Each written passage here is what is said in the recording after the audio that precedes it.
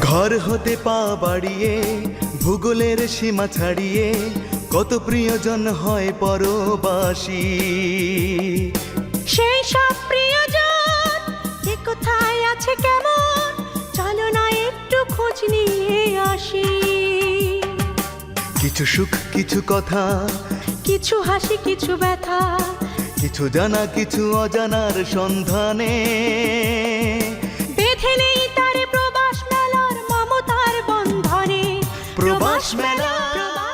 প্রিয় দর্শক, সবাইকে প্রীতি এবং শুভেচ্ছা জানিয়ে প্রবাসীদের নিয়ে তথ্য ও বিনোদনমূলক ম্যাগাজিন অনুষ্ঠান প্রবাস মেলা শুরু করছি।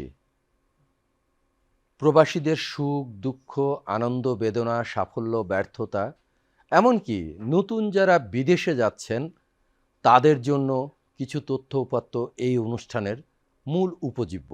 আজকের অনুষ্ঠানের শুরুতেই আমরা শুনব একজন প্রবাস পাঠানো রেমিটেন্স দেশের অর্থনীতিতে ব্যাপকভাবে অবদান রাখছে। অতএব আমরা রেমিটেন্সের উপরে একটি প্রতিবেদন দেখে আসি। এক বেসরকারি হিসেব মতে পৃথিবীর প্রায় ১৬০টি দেশে প্রায় ১,৮০,০০,০০০ প্রবাসী বাংলাদেশি ছড়িয়ে ছিটিয়ে আছেন। সেই সব দেশ থেকে তাদের উপার্জিত বৈদেশিক মুদ্রা দেশে থাকা স্বজনদেরকে নিয়মিত পাঠিয়ে থাকেন প্রবাসীরা। অনেকেই সচেতনতার অভাবে অবৈধ পথে হুন্ডির মাধ্যমে দেশে টাকা পাঠিয়ে থাকেন। বাংলাদেশের আইন অনুযায়ী হুন্ডির মাধ্যমে টাকা পাঠানো দণ্ডনীয় অপরাধ। প্রবাসীদের পাঠানো রেমিট্যান্স আনয়নে দেশের সরকারি বেসরকারি ব্যাংকগুলো অবিরত কাজ করে চলছে। ন্যাশনাল ব্যাংক প্রথম একটা কোম্পানি ছিল ওয়েস্টার্ন ইউনিয়ন, এখনও আছে, যদিও এখন আরও অনেক কোম্পানি চলে আসছে এই রিমিটেন্সের ক্ষেত্রে, কিন্তু প্রথম যে কোম্পানিটা বিশ্বব্যাপী সমাদৃত হয় এক দেশ থেকে আরেক দেশে টাকা পাঠানোর, সেটা ছিল ওয়েস্টার্ন ইউনিয়ন, এখনও তাই। এই ওয়েস্টার্ন ইউনিয়ন প্রথম রিমিটেন্স এগ্রিমেন্ট সাইন করে বাংলাদেশে ন্যাশনাল ব্যাংকের সাথে। ২০২৪-২৫ অর্থ বছরে প্রবাসী আয়ে রেকর্ড গড়েছে বাংলাদেশ। ৭ মে পর্যন্ত এসেছে ২৫.২৭ বিলিয়ন মার্কিন ডলার, যা দেশের ইতিহাসে সর্বোচ্চ। মাসের হিসেবে মার্চে এসেছে রেকর্ড ৩২৯,৬০,০০০ ডলার, আর ঈদের পর এপ্রিলেও এসেছে ২৫৯,৪০,০০০ ডলার, যা দ্বিতীয় সর্বোচ্চ মাসিক রেমিট্যান্স। এই আয়ের বড় অংশ এসেছে সৌদি আরব থেকে। এরপর রয়েছে আমিরাত, যুক্তরাষ্ট্র, যুক্তরাজ্য, মালয়েশিয়া, কুয়েত, ইতালি, ওমান, কাতার, সিঙ্গাপুর। ন্যাশনাল ব্যাংক এই রিমিটেন্স বাড়ানোর জন্য আমাদের নিজস্ব এক্সচেঞ্জ হাউস আছে মালয়েশিয়াতে, সিঙ্গাপুরে, মালদ্বীপে, ওমান এবং ইউএই আরব এমিরেট। তো ন্যাশনাল ব্যাংক প্রথম থেকেই কিন্তু একটা অগ্রণী ভূমিকা পালন করে আসতেছে রিমিটেন্স বাংলাদেশে আনার জন্য। এই জন্য আমাদের যে সুযোগ সুবিধার দরকার আমাদের বিভিন্ন ব্রাঞ্চে, আমাদের তো অনেক ব্রাঞ্চ, আমাদের ২৬৫টা ব্রাঞ্চ, আরও প্রায় ৭০টা আছে সাব ব্রাঞ্চ। এই ব্রাঞ্চগুলোর মাধ্যমে যারা রেমিটেন্স পাঠায় তাদেরকে আমরা ওই টাকাগুলো দেই। তো যাই সমস্যা থাকুক, কিন্তু ন্যাশনাল ব্যাংক চেষ্টা করে যেন খুব ভালো সার্ভিস দেয়, যেন যেই মাত্র রেমিটেন্সটা আসে, যখনই যার কাছে আসে তারা আসে এবং তারা নিতে চায়, সাথে সাথে টাকাগুলো দেয়। এবং ভবিষ্যতে এই সার্ভিসের মানুষকে সেবা দেওয়ার ব্যাপারটা আরও কিন্তু বাড়ানো হবে, যেন তারা উৎসাহিত হয় দেশে টাকা পাঠাতে। প্রবাসীরা প্রিয়জন ছেড়ে বিদেশ বিভুঁয়ে হাড় ভাঙা পরিশ্রম করে উপার্জিত অর্থ দেশে পাঠিয়ে যেমন তাদের প্রিয়জনদের প্রয়োজন মেটাচ্ছেন, তেমনি দেশের বৈদেশিক মুদ্রা রিজার্ভ বাড়াতে অন্যতম প্রধান ভূমিকা রাখছেন। এখন দেশের ব্যাংকিং খাত আগের চাইতে অনেক বেশি ডিজিটালাইজড বিধায় বৈধ ব্যাংকিং চ্যানেলে অতি দ্রুত, ঝামেলামুক্ত এবং নিরাপদে বিদেশ থেকে প্রিয়জনদের কাছে টাকা পাঠানো যাচ্ছে। অতএব বৈধ ব্যাংকিং চ্যানেলে দেশে টাকা পাঠিয়ে প্রবাসীদেরকে দেশের অর্থনীতির ভিতকে শক্তিশালী করার আহ্বান জানানো যাচ্ছে।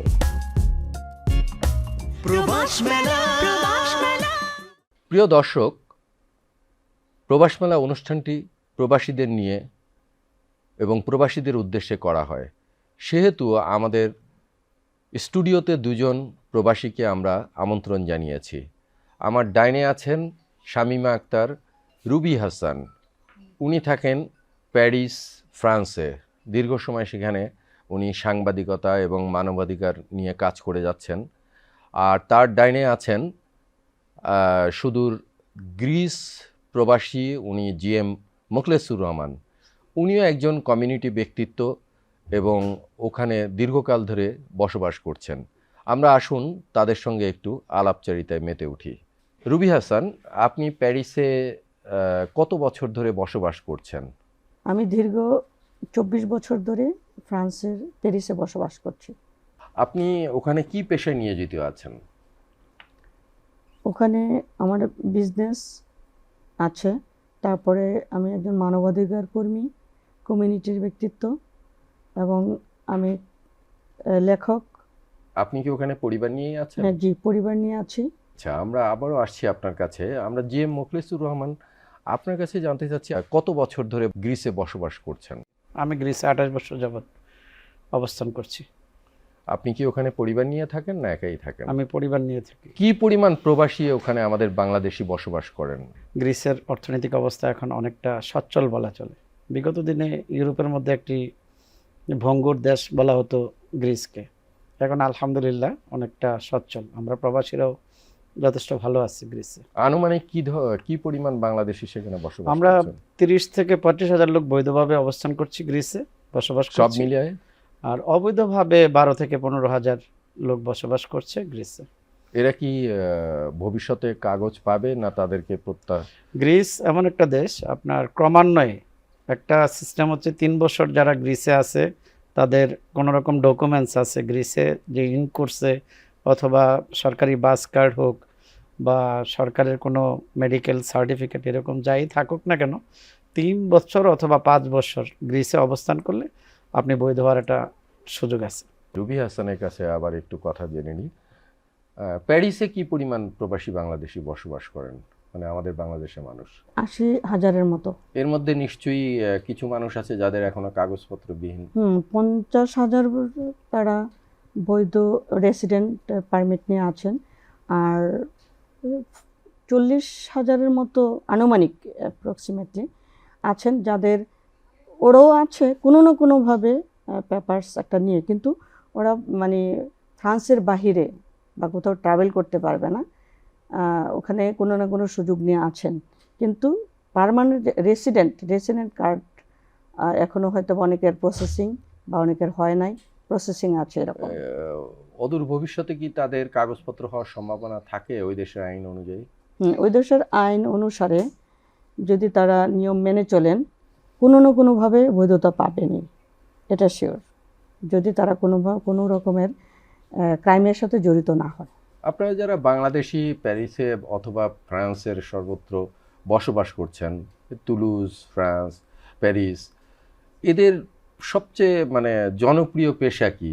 কোন পেশায় বেশি বাংলাদেশি কাজ করে? মানে হোটেল রেস্টুরেন্ট বিজনেসে, এবং আপনার যেটাকে বলে ডিপার্টমেন্টাল স্টোর, জি। তারপরে সেকেন্ডলি হলো মোবাইল অ্যাক্সেসরিজ, ইন্টারনেট, টেলিফোন। আচ্ছা এখন ইদানিং যেটা হচ্ছে রিয়া মানিগ্রাম, মানি ট্রান্সফার। আচ্ছা আচ্ছা, এই বিজনেসগুলো বাংলাদেশের সরাসরি নিজেরাই এই বিজনেসগুলো করছেন। Very good. আমরা আরেকটু জেনে আসি জিএম মোখলেস সাহেবের কাছে। গ্রিসে যে সমস্ত বাংলাদেশিরা আছে তারা বৈধ অবৈধ যেভাবেই থাক, কেউ তার কর্মহীন নেই নাকি? তাদের পেশা সাধারণত কি, প্রধান পেশা কি? এখন প্রধান পেশা হচ্ছে আমাদের গ্রিসে আপনার দুটা। নাম্বার 1 হচ্ছে গার্মেন্টস সেক্টরে আমাদের অনেকাংশ লোক গার্মেন্টস সেক্টরে কাজ করে, বেশিরভাগ লোক। সেকেন্ড এটা হচ্ছে আপনার হোটেলে ওয়ার্কার হিসাবে, হোটেলে কেউ কাজ করে, ওয়েটার, শেফ অথবা কিচেনে বিভিন্ন কাজে জড়িত। কিন্তু গণমাধ্যমে আমরা মাঝে মধ্যে দেখেছি যে ওখানে কৃষি খামারেও জি, আমি আসছি।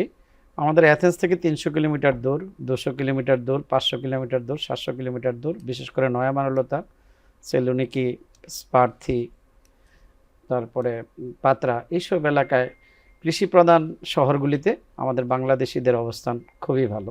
ভবিষ্যতে কি এরকম G2G পদ্ধতিতে কি গ্রিসে যাওয়ার সরকারিভাবে 2014 সাল থেকে গ্রিস সরকার শ্রমিক নেওয়ার একটা প্রক্রিয়াধীন শুরু করেছিল রিসেন্টলি আপনার এটা খুব ওইখানকার শ্রমিকের চাহিদাটা অত্যন্ত প্রবল। আমাদের গ্রিসের এম্বাসি বাংলাদেশে না থাকার কারণে কম করে হলেও 10,000 লোক, শুধু ভারতেও এখন অনেক লোক অপেক্ষামান ভিসার জন্য। দিল্লি যে হ্যাঁ, visa নিতে হয়। দিল্লি যে ভিসাতে, কারণ আমাদের গ্রিস এম্বাসি বাংলাদেশে না থাকার কারণে দিল্লির এম্বাসির মাধ্যমে আমাদের ভিসা। আর বর্তমান সময়ে তো বেশ আর এখন তো ইন্ডিয়া ভিসাই দিচ্ছে না, দিচ্ছে না, তো অনেক লোক তারপরে অপেক্ষামান। আবার ওখানে সম্ভবত হ্যাসেল হয় একেবারে ক্ষেত্রে। দালাল চক্র রয়েছে ইন্ডিয়াতে, এবং অনেক ব্যয় সাপেক্ষ। অনেক ব্যয় সাপেক্ষ। বাংলাদেশে বিশেষ করে আজকে আমাদের এই প্রোগ্রামটা যারা পরবর্তীতে দেখবেন, আমি ডক্টর ইউনূস সাহেব এবং প্রবাসী কল্যাণ মন্ত্রণালয় বা আন্তর্জাতিক যে আমাদের কূটনৈতিক মিশনে যারা আছেন তাদেরকে আমি বিনয়ের সহিত গ্রিস প্রবাসীদের পক্ষ থেকে বলতে চাই, আমাদের হয় গ্রিস এম্বাসি আমাদের ঢাকাতে হোক, অন্যথায় অন্য embassy র সঙ্গে tag কনসুলার করে। অফিস হোক, একটা ভিসা সেন্টার হলেও যেন হয়, অথবা অন্যান্য এম্বাসির মাধ্যমে যেন আমাদেরকে এটা সংযুক্ত করে আমরা যেন এই বিপদ থেকে মুক্ত হতে পারি। আপনারা কোন বিষয়গুলো আসলে বর্তমান সরকারের কাছে আপনারা প্রত্যাশা করেন যে আশু সমাধান জরুরি? দুজনের কাছে, প্রথমেই আমি রুবি হাসানের কাছে জানতে চাই। প্রবাসীদের যে রেমিটেন্স যোদ্ধা বলা হয়, এই রেমিটেন্স দিয়ে বাংলাদেশের যে অর্থনীতির চাকাকে সমৃদ্ধ করা হয়। তো সেই ক্ষেত্রে আমরা যারা প্রবাসী আছি, তারা যখন মারা যায় তাদের লাশগুলো বাংলাদেশে যেন বিনা খরচে বাংলাদেশ সরকার সেটা বাংলাদেশে প্রেরণ করার ব্যবস্থা করেন। আর ফ্রান্সে কি বাংলাদেশ বিমানের সরাসরি ফ্লাইট আছে? আরেকটা জিনিস হলো, ফ্রান্স প্রবাসী যারা আমরা আছি, অত্যন্ত দুঃখজনকভাবে আমরা বলতে চাই এবং এই যথাযথ কর্তৃপক্ষের দৃষ্টি আকর্ষণ করতে চাই, ফ্রান্স থেকে যেন বাংলাদেশ বিমান সরাসরি এই রুটটা ফ্লাইটটা চালু করা হয়। তার জন্য আমি এই যথাযথ কর্তৃপক্ষের দৃষ্টি আকর্ষণ করছি, তারা যেন আপনার এই প্রবাস মেলার অনুষ্ঠানের মাধ্যমে দেখতে পান এবং এটা দেখে যেন যথাযথ ব্যবস্থা গ্রহণ করেন, এটা আমি জোর দাবি জানাচ্ছি। গ্রিসে কি আপনারা বাংলাদেশ থেকে যান কি সরাসরি? তো ফ্লাইট নেই আমাদের, সরাসরি কোনো ফ্লাইট নেই। বিশেষ করে মধ্যপ্রাচ্যের দুবাই, এমিরাত, আবুধাবি, বাহরাইন, তারপরে তার্কিশ, এসব এয়ারলাইন্সে আমাদের ট্রানজিটের মাধ্যমে যেতে হয়। অনেক ধন্যবাদ, আপনারা দুজন কষ্ট করে আমাদের অনুষ্ঠানে এসেছেন, তার জন্য দুজনকেই ধন্যবাদ জানাচ্ছি। আর দর্শকদের উদ্দেশ্যে বলতে চাই, এইসব সূর্য সন্তান প্রবাসীরা দেশের বাইরে থেকে তারা দেশের জন্য শুধু রেমিটেন্স পাঠিয়ে না, নানাভাবে দেশের পাশে উপকার করে চলছেন। ওনাদের মুখে যা জানতে পারলাম, এটা কতকগুলো দাবি দেওয়া ওনারা উত্থাপন করেছেন, যেটা আজ 2 যুগ যাবৎ আমি প্রবাসীদের নিয়ে নানাভাবে কাজ করার অভিজ্ঞতায় বলতে পারি, এগুলো কমন কতকগুলো দাবি ওনারা জানিয়েছেন। ভোটাধিকার সমস্যা, বাংলাদেশ বিমানের সমস্যা, লাগাজের সমস্যা, এরকম অনেক তাদের ভোগান্তির সমস্যা। এটা যেমন অনেক কমে এসেছে, বর্তমান সরকারও কাজ করছে, পাশাপাশি কিন্তু উল্টা চিত্রও কিন্তু আবার প্রবাসীদেরও দায়িত্ব বোধের ব্যাপার আছে। শুধু দেশের কাছে চাইলে হবে না, দেশের প্রতিও কিন্তু আরও শুধু রেমিটেন্স পাঠিয়ে দায়বদ্ধতা শেষ করা যায় না, আরও অনেক বিষয় থাকে, সেগুলো ভবিষ্যতে প্রবাসীদের ভেবে দেখার অনুরোধ জানাবো। প্রবাস মেলা। প্রিয় দর্শক, অনুষ্ঠানের এই পর্যায়ে এসে আমরা শুনব আরও একজন সুপ্রিয় দর্শক। এসব নিয়েই সাজানো হয়েছিল আজকের প্রবাস মেলা অনুষ্ঠান। আমাদের অনুষ্ঠানে যোগাযোগ করবার জন্য আপনি লিখতে পারেন এই মেইল আইডিতে probashmela@yahoo.com। আগামীতে আরও নতুন নতুন আয়োজন নিয়ে আপনাদের সামনে হাজির হবার প্রত্যাশা ব্যক্ত করে আজকের অনুষ্ঠান এখানেই শেষ করছি। ভালো থাকুন, সুস্থ থাকুন, আল্লাহ হাফেজ। প্রবাস মেলা।